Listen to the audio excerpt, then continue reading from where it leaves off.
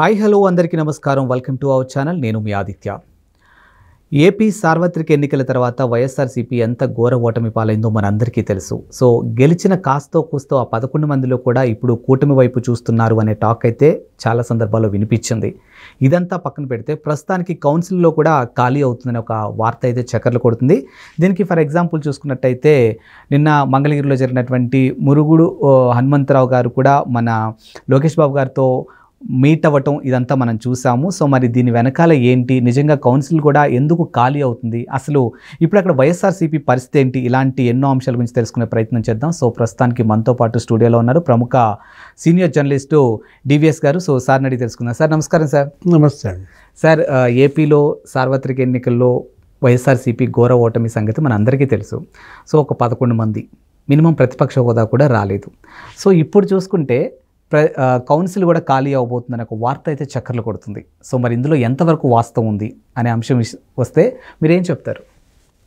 శాసన మండలి వైఎస్ఆర్ కాంగ్రెస్ పార్టీ పక్షం ఇవాళ అందులో ఉన్న సభ్యులు పెద్ద ఎత్తున తెలుగుదేశం వైపు మారుతున్నారనే ప్రచారం మనం చూసాం. అంతకుముందు సి రామచంద్రయ్య ఆయన వైసీపీ ఎమ్మెల్సీగా ఆయన తెలుగుదేశంలో చేరారు. చేరిన తర్వాత మళ్ళీ ఉప ఎన్నిక వచ్చింది. మళ్ళా తెలుగుదేశం అభ్యర్థిగా ఆయనకే సీట్ ఇచ్చారు, మళ్ళీ గెలిచారు. అంతకుముందు మరొక ఎమ్మెల్సీ వంశీకృష్ణ యాదవ్, అతను విశాఖపట్నం, అతను రాజీనామా చేసి జనసేనలో చేరాడు. అతను అక్కడ ఎమ్మెల్యేగా కంటెస్ట్ చేశాడు, గెలిచాడు. ఎక్కడ? విశాఖలో. అంటే మొత్తం ఎమ్మెల్సీలంతా కూడా ఇవాళ వైఎస్ఆర్ కాంగ్రెస్ పార్టీని నమ్ముకుంటే భవిష్యత్తు లేదు. ఎవరైనా అంతే, ఎమ్మెల్యేలైనా ఎమ్మెల్సీలైనా. ఎందుకంటే పవర్ ఇవాళ తెలుగుదేశం, జనసేన, బీజేపీ కూటమి, అటు కేంద్రంలో ఇటు రాష్ట్రంలో. 5 ఏళ్ళు సుదీర్ఘకాలం. జగన్మోహన్ రెడ్డి కళ్ళు మూసుకోండి 5 ఏళ్ళు అయిపోద్ది అంటున్నాడు. కళ్ళు మూసుకుంటే 5 ఏళ్ళు అవుద్దా? 5 ఏళ్ళు అంటే మరి అది దగ్గర ఒక 1800 రోజులు గడవాలంటే అంత భారంగా రోజులు గడుస్తున్న నేపథ్యంలో ఇవాళ వైఎస్ఆర్ కాంగ్రెస్ పార్టీ జెండా పట్టుకునే పరిస్థితి లేదు. గ్రామాల్లో పారిపోతున్నారు. అటు ఎంపీటీసీలు, జెడ్పీటీసీలు, సర్పంచులు అందరూ పార్టీ మారుతున్నారు. కుప్పంలో బోళ్ళు మంది ఎంపీటీసీలు, జెడ్పీటీసీలు మారిపోయారు. విజయవాడలో ఒక 20 మంది కార్పొరేటర్లు మారిపోతున్నారు. 8 మంది సుజనా చౌదరితో నిన్న కలిశారన్నారు. విశాఖపట్నంలో ఆల్రెడీ మనం చూసాం 12 మంది కార్పొరేటర్లు మారిపోయారు. ఇంకొక 5గురు తెలుగుదేశంలో చేరడానికి సిద్ధంగా ఉన్నారు. నిన్న జరిగిన స్థాయి సంఘం ఎన్నికల్లో వైసీపీ ఓడిపోయింది. అంటే ఇటు గెలిచిన ఎమ్మెల్యేలు, అటు ఓడిన ఎమ్మెల్యే అభ్యర్థులు, ఇప్పుడు ఇక్కడ ఉన్న ఎమ్మెల్సీలు. ఇప్పుడు లేటెస్ట్గా మీరేమన్నారు, మంగళగిరిలో ఏదో కళ్యాణ మండపంలో మురుగుడు హనుమంతరావు నారా లోకేష్తో కలవడం, ఆయన ఓపెన్ చేయడం. మురుగుడు లావణ్య మాంగారు, లోకేష్ మీద ఓడిపోయినటువంటి క్యాండిడేటు, ఇవాళ వాళ్లే మరి తెలుగుదేశంలో చేరిపోతుంటే ఇంకా మంగళగిరి వైసీపీ ఖాళీ. ఇక అక్కడ ఉండేది ఎవరు? ఆళ్ల రామకృష్ణారెడ్డి ఇప్పటికే జంప్ జిలాని, ఏది అటు షర్మిలేపు దూకాడు, మళ్ళీ ఇటు దూకాడు. అతను అక్కడ పార్టీ కాదు. ఇలాంటి పరిస్థితుల్లో ఒక మంగళగిరే కాదు, మొత్తం రాష్ట్రం అంతా కూడా వలసలు వెల్లువెత్తుతున్నాయి. ఇప్పుడు మనం చూసాం ఎన్నికలకు ముందు అదే, ఏది ఎంపీలు పెద్ద ఎత్తున పార్టీ మారారు. శ్రీకృష్ణదేవరాయలు, ఆ తర్వాత వేమిరెడ్డి ప్రభాకర్ రెడ్డి, మాగుంట శ్రీనివాసులు రెడ్డి, డాక్టర్ సంజీవ్ కుమార్, వాళ్లే కాదు వల్లభనేని బాలశౌరి జనసేనలోకి మారిపోయాడు. అటు ఎంపీలు మారటం, ఎమ్మెల్యేలు మారటం. ఈయన ఏం చేశాడు? 90 మంది అభ్యర్థుల్ని మార్చేశాడు, 42 మంది ఎమ్మెల్యేలని చీటీ చించేశాడు. అంటే ఏంటి? జగన్మోహన్ రెడ్డి తన భవిష్యత్తు కోసం ఎవరినైనా బలి పెడతాడు. ఇతన్ని నమ్ముకుంటే రాజకీయం చేయలేము. మనకు రాజకీయ భవిష్యత్తు ఉండాలంటే ఇక వైఎస్ఆర్ కాంగ్రెస్ పార్టీలో జగన్ వెంట నడిస్తే భవిష్యత్తు లేదనేది కార్యకర్త నుంచి నీకు ఎమ్మెల్యే, ఎంపీ, రాష్ట్ర స్థాయి నాయకుల దాకా స్ప్రెడ్ అయిపోయింది. ఇప్పుడు ఆ కౌన్సిల్లో ఖాళీ అంటున్నారు. ఏది? అదొక కలకలం. ఎందుకంటే ఇవాళ ఎమ్మెల్సీ మొన్న మనం చూసాం, మద్దాలగిరి మాజీ ఎమ్మెల్యే మారాడు. అతను కిలార్ రోసయ్య కూడా మారాడు. కిలార్ రోసయ్య ఉమారెడ్డి వెంకటేశ్వర గారు అల్లుడు. ఉమారెడ్డి వెంకటేశ్వర్లు ఇవాళ ఎమ్మెల్సీ. మరి ఆయన సీనియర్ పార్లమెంటేరియన్, కేంద్ర మంత్రిగా చేశాడు, లోక్సభ, అసెంబ్లీ, నీకు శాసన మండలిలో ఉన్నటువంటి ఆయన్ని కాదని వైసీపీ శాసన మండలి పక్ష నాయకుడిగా ఎవరిని ఎంపిక చేశాడు? లేళ్ల అప్పిరెడ్డి. అతనికి ఏదో క్యాబినెట్ ర్యాంక్ వచ్చుద్దని చెప్పి అతనికి ఇచ్చాడు.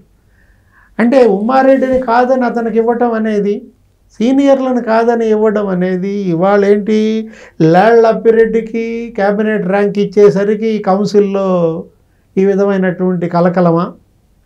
ఎందుకు ఇంతమంది ఎమ్మెల్సీలు మారుతున్నారు అంటే, ఆల్రెడీ ఇప్పుడున్న ఎమ్మెల్సీల్లో అనేక మంది తెలుగుదేశం నుంచి తెచ్చుకుని ఇచ్చుకున్నాడు. ఏది, రామ్ సుబ్బారెడ్డి కడప, జమ్మలమడక, అతను ఎవరు, శివారెడ్డి ఇదనమాట, చనిపోయిన బాంబుల శివారెడ్డి. ఎక్కడుంటాడు అతను? ఇంకా వైసీపీని నమ్ముకుని ఉంటాడా? తెలుగుదేశంలో చేరిపోతారు కదా. పోతుల సునీత ఎవరామె? తెలుగుదేశం. ఆమెకి ఎమ్మెల్యే సీట్ ఇస్తే ఓడిపోయింది చీరాల్లో. మరి ఆమె తెలుగు మహిళ అధ్యక్షురాలుగా కూడా పనిచేసింది. ఇంకొకళ్ళు ఎవరు, తోట త్రిమూర్తిలో ఎవరో ఉంటాడు, అతను తెలుగుదేశం. ఇవాళ అతను జనసేనకో మరి బీజేపీకో మాట్లాడుకుంటున్నాడన్న ప్రచారం జరుగుతోంది. జయమంగళం వెంకటరమణ కైకలూరు, ఎక్కడతను తెలుగుదేశం ఎమ్మెల్యే. చంద్రగిరి యేసురత్నం ఎక్కడ, తెలుగుదేశంలో పుట్టిన వాళ్ళు వీళ్ళంతా. మళ్ళా ఘర్ వాపసియా, వీళ్ళంతా స్వగృహ ప్రవేశమా? ఎలా చూడాలంటే ఎవరి భవిష్యత్తు వాళ్ళు చూసుకుంటున్నారు. జగన్మోహన్ రెడ్డి తన భవిష్యత్తు కోసం ఇవాళ పార్టీని పణంగా పెడుతున్నాడు. ఇవాళ తల్లినే వదిలేసినాడు, చెల్లెళ్ళనే వదిలేసినాడు. రేపు మనల్ని మాత్రం కాపు కాస్తాడన్న నమ్మకం ఎందుకుంటుంది?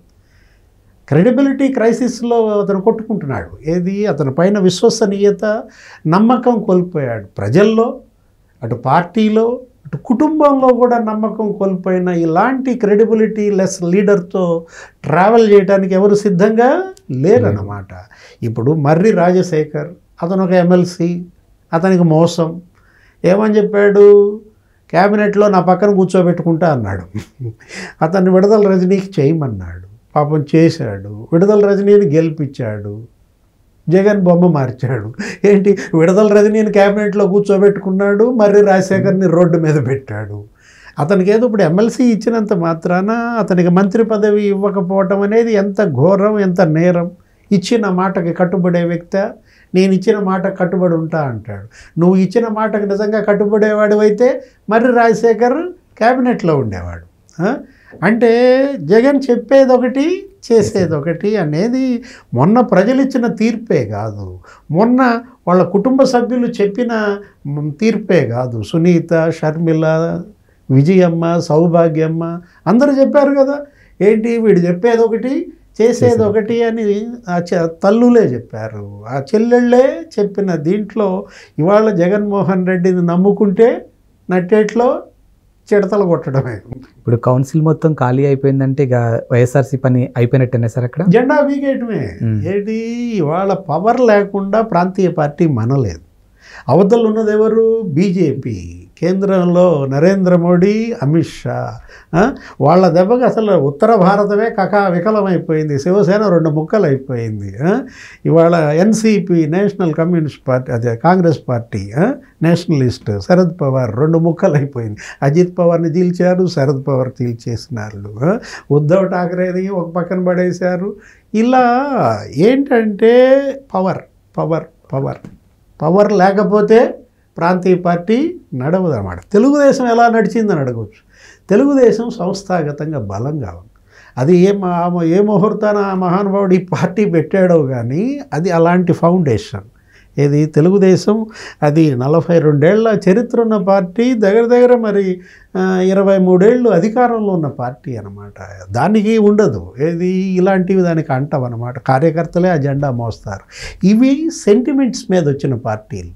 సెంటిమెంట్ మీద వచ్చిన పార్టీలు సెంటిమెంట్కే బలన్నమాట. అటు బీఆర్ఎస్ తెలంగాణలో ఏముంది, దాని పరిస్థితి ఇవాళ 3వ స్థానానికి పడిపోయింది. 4 నెలల్లో కేసీఆర్ ఓట్ బ్యాంక్ 37% నుంచి 17%కి పడిపోయింది.